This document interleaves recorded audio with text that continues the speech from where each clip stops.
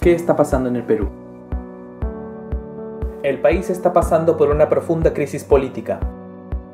Los sucesos de los últimos 2 años han puesto en evidencia que los presidentes electos desde la década de los 90, salvo Valentín Paniagua, están comprometidos en casos de corrupción, así como el sistema de justicia y representantes en el Congreso. La fuerza mayoritaria en el Congreso ha impedido la acusación constitucional a magistrados del Poder Judicial, al ex Consejo Nacional de la Magistratura y al ex Fiscal de la Nación. De igual manera, han blindado a congresistas que tienen procesos judiciales o que han cometido delitos comunes. Los hombres y mujeres del país ya no se sienten representados por aquellos que pretenden blindar a sus aliados. Estamos cansados de que el Congreso sea un campo de batalla donde prevalece la impunidad, y los efectos más graves son la pérdida de la legitimidad de la clase política, el debilitamiento de la institucionalidad y sobre todo de la democracia.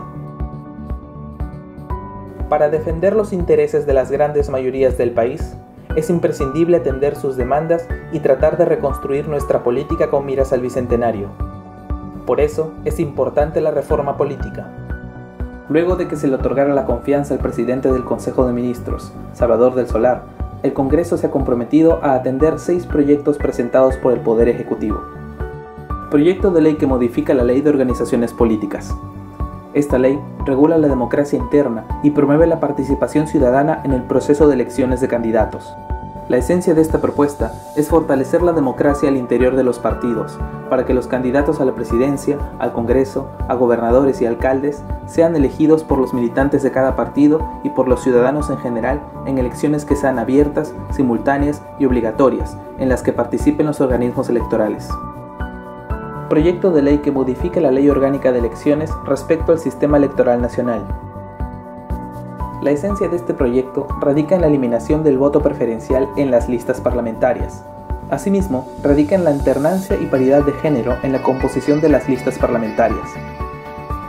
Proyecto de ley que modifica la Ley de Organizaciones Políticas, la Ley de Elecciones Regionales y la Ley Orgánica de Elecciones, sobre inscripción y cancelación de partidos políticos y organizaciones políticas regionales. La esencia de esta reforma radica en 2 puntos. Que para inscribir una organización política se requiera un número mínimo de afiliados y ya no de adherentes, en el que se tome como referencia el número propuesto por la Comisión de Alto Nivel, es decir, unos 14.000 ciudadanos. Asimismo, en que debe cancelarse la inscripción de la organización política si ésta no logra convocar un número mínimo de participación ciudadana en las elecciones internas. Proyecto de ley que regula la responsabilidad administrativa de las personas jurídicas por el delito de cohecho activo transnacional e incorpora artículos en el Código Penal referidos al financiamiento de organizaciones políticas. La esencia de este proyecto radica en la tipificación de los delitos de financiamiento indebido de organizaciones políticas y de falseamiento de información sobre aportaciones, ingresos y gastos de organizaciones políticas, así como la obligación de las mismas de presentar 2 reportes de gasto durante las campañas electorales. Modificación constitucional que modifica el proceso de levantamiento de la inmunidad parlamentaria. La esencia de esta iniciativa es evitar que el Congreso actúe como juez y parte en casos que involucren la integridad y probidad de sus miembros. No se busca eliminar la inmunidad parlamentaria.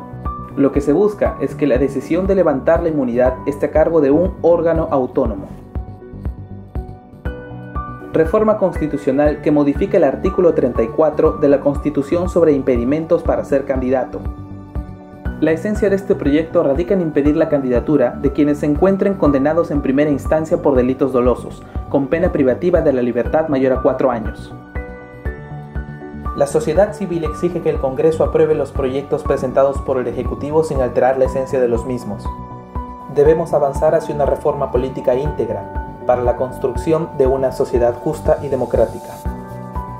No te olvides de compartir el video. Conversa, opina, debate y genera tu propia opinión sobre la situación del país.